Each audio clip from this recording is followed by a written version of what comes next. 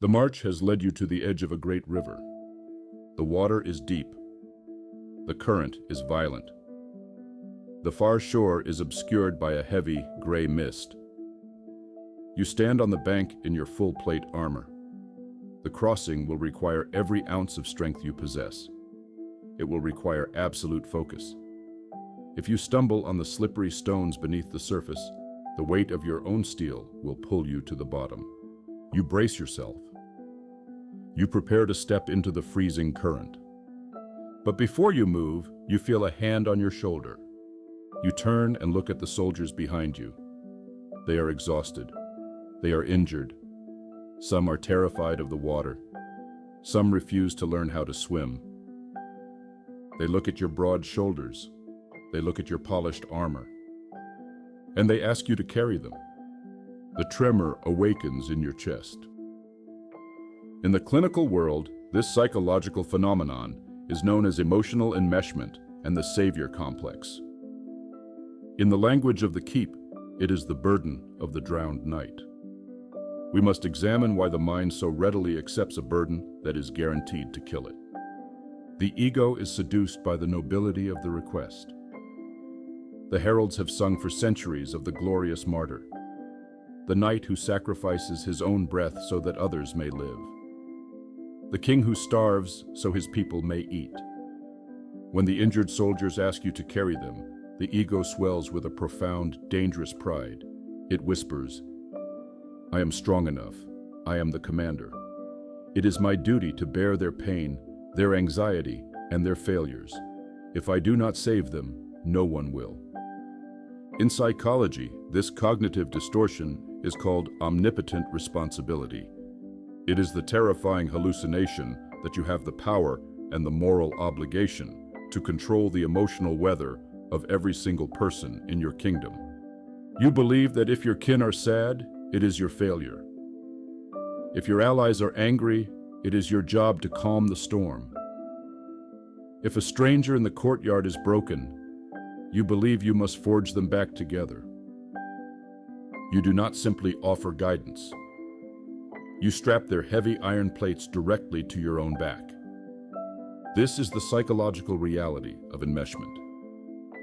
You blur the boundary between your armor and theirs. You cannot tell where your trauma ends and their anxiety begins.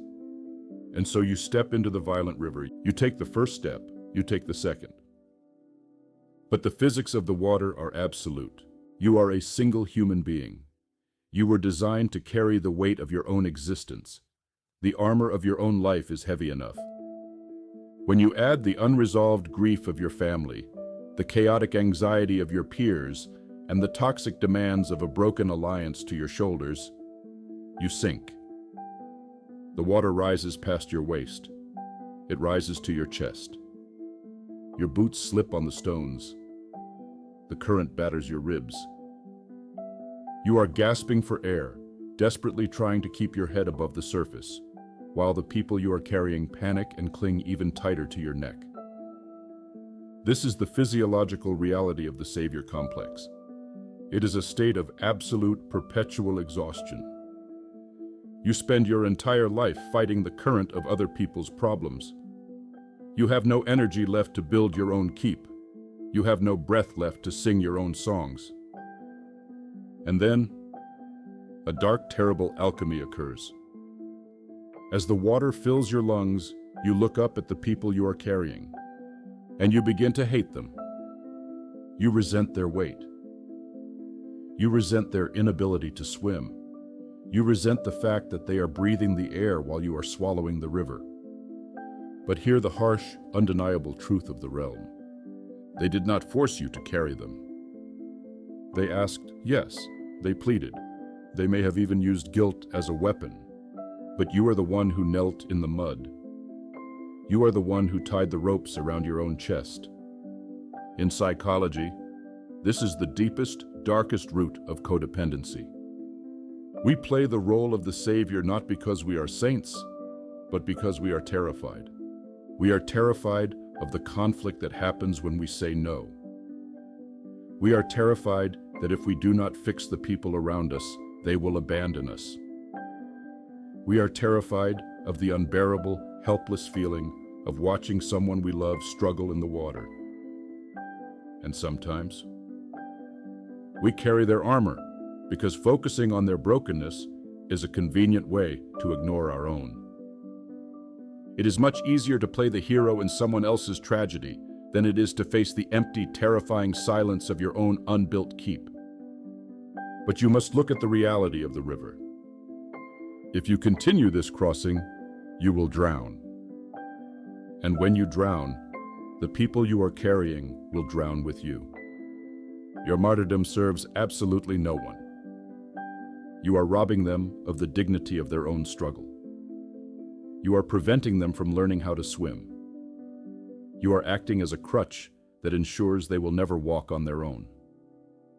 To survive the crossing, you must execute a maneuver that violates every instinct of the Savior's ego. You must practice the Stoic discipline of differentiation. You must cut the ropes. In clinical terms, this is emotional detaching with love. You stop in the middle of the rushing water. The tremor will scream that you are committing an act of unforgivable cruelty. The ego will warn you that they will curse your name. They might. They will thrash in the water. They will panic. They will demand that you take the weight back. But you must look them in the eye, over the roar of the river, and speak the hardest truth in the realm. I can point to the shallow rocks. I can show you the strokes I use to fight the current. I can throw you a rope from the shore, but I cannot swim the river for you. You must release their armor. You must let them feel the freezing water. You must let them find their own footing on the slippery stones. And you must turn your face toward the far bank. Use your remaining strength to fight your own current. Drag your own iron out of the water. When you finally collapse on the dry shore, gasping for air, the guilt will try to pull you back in. Do not look back. Do not return to the deep water. A commander who drowns trying to save everyone ends up saving no one. But a commander who stands strong on the shore, who builds a fire, and who holds a lantern in the dark, provides a beacon for those who are willing to fight their own way out of the mud. You are not the savior of the realm. You are only the sovereign of your own breath. Grasp the hilt of your sword. Pull yourself up from the rocks. Breathe the air of the far shore. The march continues.